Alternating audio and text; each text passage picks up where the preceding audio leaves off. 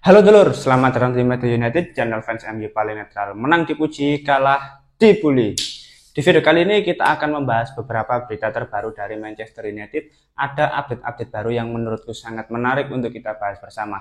Langsung aja kita masuk ke berita yang pertama. Manchester United telah menambahkan kiper Torino Vanja Milinkovic-Savic sebagai daftar pendek mereka untuk kiper baru. Kontak awal telah dilakukan karena ia termasuk di antara kandidat untuk musim depan. United masih menunggu bandrol harga dan banyak persyaratan lainnya. Oke, akhirnya Manchester United mulai mencari kiper baru untuk memperkuat penjaga gawang mereka di musim depan. Tapi sejujurnya aku pribadi kiper itu masih belum menjadi prioritas ya. Memang perlu untuk mencari pengganti Andre Onana dan juga untuk kedalaman skuad yang ada. Tapi itu baru bisa difokuskan ketika Manchester United sudah mendatangkan pemain baru di lini lain ya, terutama untuk lini serangnya. Karena kalau misalkan kalau untuk lini serang, lini tengah sudah stabil, lini pertahanan sudah stabil, baru penjaga gawang bisa difokuskan.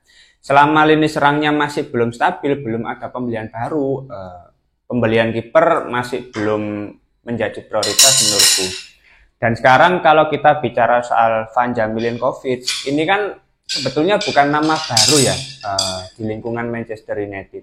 Pasalnya pemain ini sudah pernah berada di Manchester United. Karena seingatku ya, ini kan mantan pemain akademi Manchester United di tahun 2014-an. Tapi memang pada waktu itu ya kondisi Manchester United, kiper utamanya masih David De Gea ya waktu itu ya, dan sulit untuk menggantikan posisi David De Gea. Akhirnya ya Vanja ini berkelana ke klub-klub lain, ke klub asal negaranya Serbia, tapi untuk saat ini memang dia lebih lama berada di Serie A, di Liga Italia.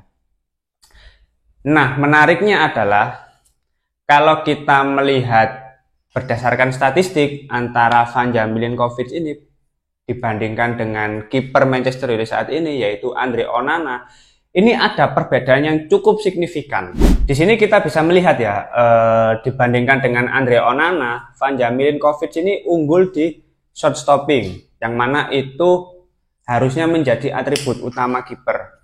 Lalu untuk duel-duel udara juga masih diunggulkan Vanja.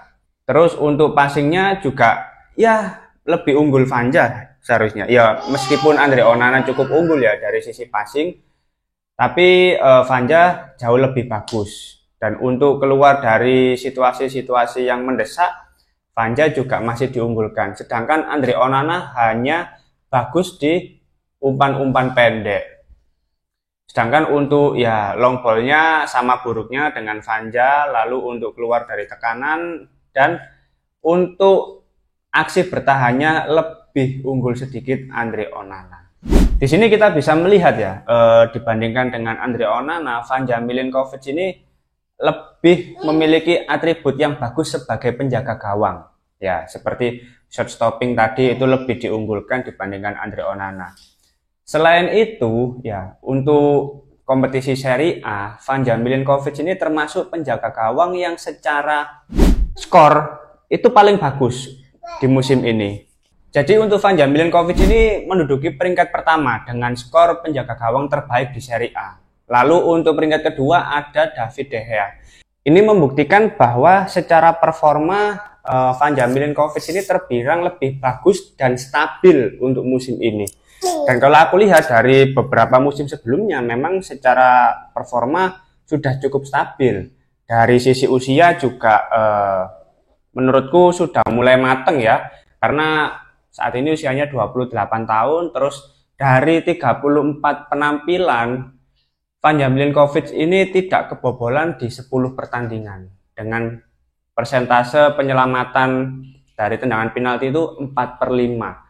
Memang untuk statistik Vanja Milinkovic ini cukup bagus dan menurutku bisa menjadi pengganti yang layak juga untuk Andre Onana ke depannya. Ya nggak harus jadi pengganti lah, paling tidak ada persaingan di penjaga gawang Manchester United, karena ada kemungkinan Altay Bayindir bisa hengkang di musim depan, terus Tom Heaton kabarnya juga akan memperpanjang kontraknya di Manchester United 1 tahun lagi.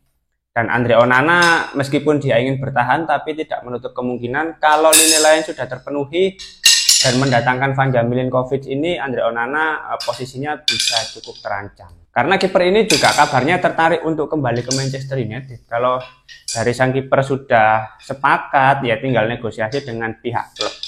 Tapi untuk tahap itu masih belum terjadi ya saat ini ya.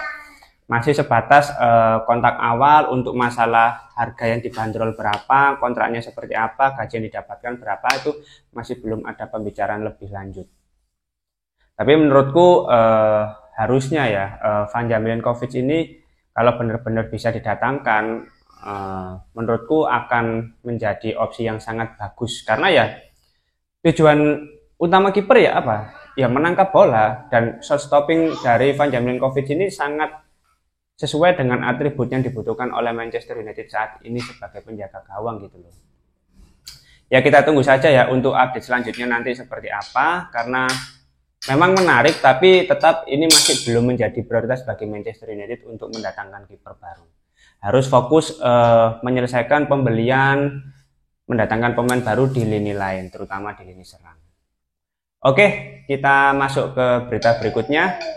Manchester United berencana mengadakan pembicaraan dengan Harry Amas mengenai kontrak baru setelah akhir musim. United sangat senang dengan kemajuannya saat ini. Ya, untuk pemain-pemain muda yang dirasa berkembang bersama Manchester United harusnya tetap diperpanjang kontraknya agar tetap bertahan di sini, dan apa ya, sebagai bentuk regenerasi dengan pemain-pemain yang sudah lewat masa prime-nya, terutama kayak Harry Amas ini kan menurutku akan menjadi pemain yang sangat cocok untuk menggantikan Luke Shaw.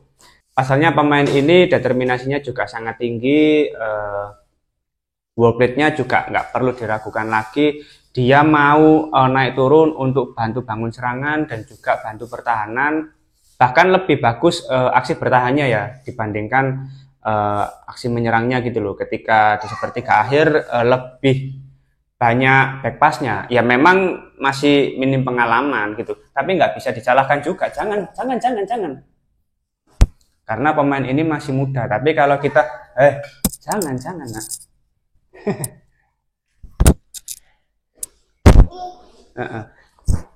Tapi kalau kita lihat prospeknya cukup menjanjikan Harry Amas ini. Memang ada pemain-pemain lain yang dirasa tidak berkembang di Manchester United, ya nggak apa-apa, dilepas saja. Bahkan ada beberapa pemain muda yang kontraknya akan habis akhir musim ini dan sepertinya juga akan dilepas Manchester United. Tapi kalau untuk kasus Harry Amas ini memang sangat layak dipertahankan. Oke, kita masuk ke berita yang terakhir. Di pertandingan berikutnya saat melawan Athletic Bilbao di Old Trafford akan ada spanduk tifo, dan spanduk ini sudah disetujui oleh sang kapten Bruno Fernandes. Sepertinya Manchester United ketagihan untuk lebih memeriahkan laga-laga penting menjelang akhir musim ini ya, terutama di kompetisi Eropa gitu loh. Ya, setelah tifo pertama saat melawan Lyon sukses meramaikan dan berakhir dengan kemenangan bagi Manchester United, di leg kedua ini saat melawan Athletic Bilbao akan ada tifo terbaru dengan konsep yang berbeda. Meskipun untuk desainnya masih dirahasiakan, tapi sudah ada pembicaraan antara pihak klub Manchester United, supporter, dan disepakati oleh Kapten Bruno Fernandes. Menurutku ya, dengan adanya diskusi yang cukup terbuka antara pihak manajemen, supporter, dan juga perwakilan dari pemain, ini menandakan bahwa komunikasi mulai membaik, dan aku berharap komunikasi yang baik seperti ini yang berjalan dari dua sisi ini bisa terus dipertahankan, karena ya mau bagaimanapun klub tidak bisa hidup tanpa supporter, dan supporter juga menginginkan yang terbaik untuk klubnya. Tapi ya kembali lagi ya, untuk desain tifo menurutku sudah sangat bagus yang pertama, dan yang kedua ini aku sih memperkirakan akan jauh lebih bagus, jauh lebih keren, dan akan lebih menarik untuk ditonton di Jumat dini hari nanti saat melawan Athletic Bilbao. Dan aku berharap dengan adanya tifo ini bisa lebih membakar semangat para pemain untuk meraih kemenangan demi mendapatkan tiket menuju final kompetisi Eropa. Yang mana nanti di final ada kemungkinan Manchester United akan melawan Tottenham Hotspur. Bukan lawan yang mudah, mengingat musim ini Manchester United 3 kali pertemuan, 3 kali kekalahan dengan skor 3-0, 4-3 di Carabao Cup, dan juga 1-0 di pertemuan kedua Premier League musim ini. Ya, tapi siapapun lawannya harus bisa dihadapi oleh Manchester United karena sudah mendekati laga final dan Manchester United sudah melangkahkan satu kakinya.